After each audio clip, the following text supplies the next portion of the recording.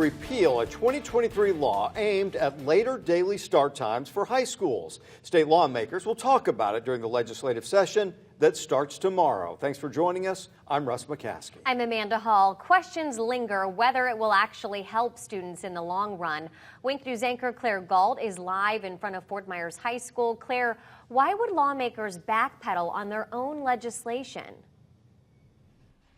Amanda, because school districts across the state, like Collier County, for example, said that won't work for them. Changing start times impacts after-school activities, and it impacts bus routes, among other things. So why did lawmakers pass the bill in the first place?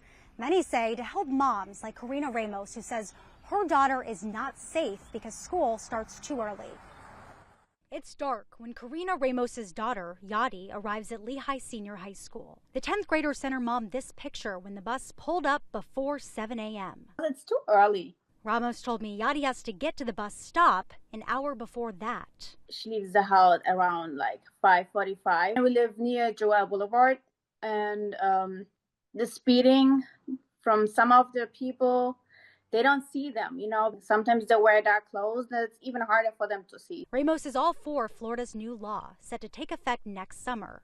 It will require high schools start no earlier than 8:30 a.m. But Senator Jonathan Martin told me a new proposal for this legislative session could stop that law in its tracks. This puts the discretion back in the school district's hands. So what changed? We started to hear back from the school districts regarding some of the issues that they have to wrestle with. Like Collier County. School board chair Kelly Mason told me while the law had good intentions, it would do the opposite. When you're talking about over 50,000 students that many take the bus, this would cause our elementary students to be sitting out at bus stops in the dark. Because if bus drivers pick up middle and high schoolers later, that means they have to get the elementary school kids earlier. And Mason said it would affect the big kids, too. We have many high school kids that work after school that do help support their families as well. This would affect their jobs. It affects athletics. It's a big logistical nightmare in a sense. Ramos told me she can see the problems districts like Collier and Lee face, and she understands.